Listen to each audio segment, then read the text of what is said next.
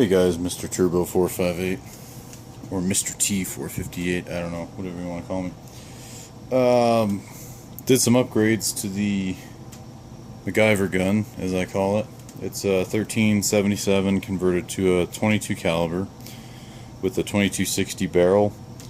It's got a special air block that I made that doubles as a barrel band. And I've recently, check out my other video, I'll put the link up here.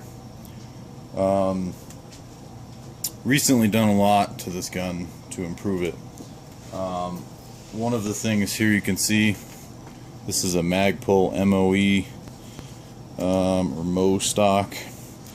It's got a little compartment in the butt here. Sorry my lighting's bad, I'm down in the basement today. I also made this paracord single point sling for it, and it just ties through the one of the doohickeys on the one of the holes here, and then I just knotted it, and then it's just got like this is an S-beaner from Night Eyes, I think you say it. How I adapted the stock: just took a piece of steel, drilled the end cap out to 1/4 took a piece of steel, and then the piece of steel is probably about that long. This is a piece of aluminum. Again, keeping with the theme of using only parts I had on hand, I did have the stock on hand. I had the paracord. This is actually part of a strut tower brace, an old school strut tower brace from a car. So I used that and then machined a little end cap. So this piece of aluminum runs all the way into the stock here. And what else? I redid this brass fitting here. Before it was steel. I just made it out of brass. It looks a lot cleaner. It's round with 2 flats milled on it for a 7/16 wrench.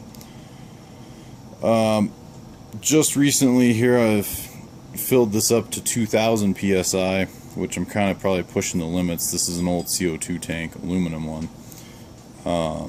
But I got 1006 feet per second with a 14.3 grain Premier hollow point from Crosman. So what I did, a lot of the mods were all internal to this. I actually bored out the valve quite a bit. Let me see if I can find a valve to kind of show you what I did. Alright, so this is actually a 2240 Crosman valve, and let's see if I can get it to focus here. So what I did on the internal part of the valve is right in, I don't have the best lighting, but right in here, yes, my knife is beat to crap. Right in here I drilled this out a lot bigger on the inside there, where the valve seat is.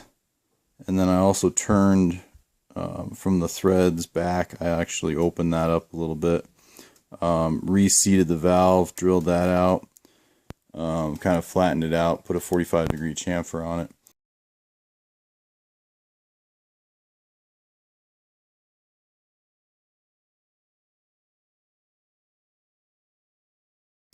And then I also did the same to my valve seal on the valve stem itself. And then this one, this is a screw-up valve, but you can kind of see if I can get it to focus here. Come on. There we go. So this transfer port's way too big, obviously. But you can kind of see in here there's a little edge broken to where this is actually at a diagonal angle.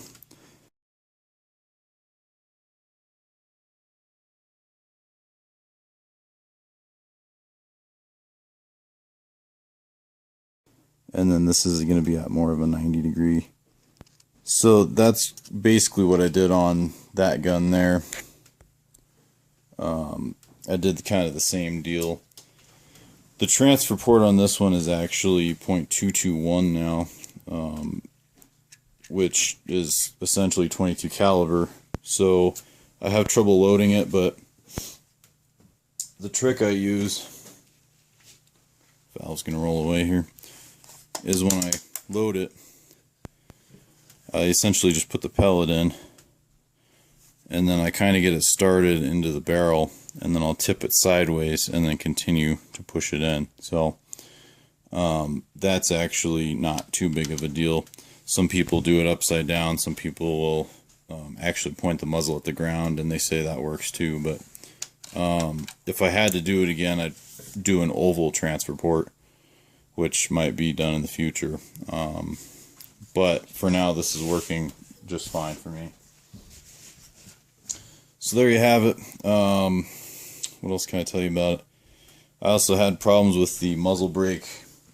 It's a two-piece brake design.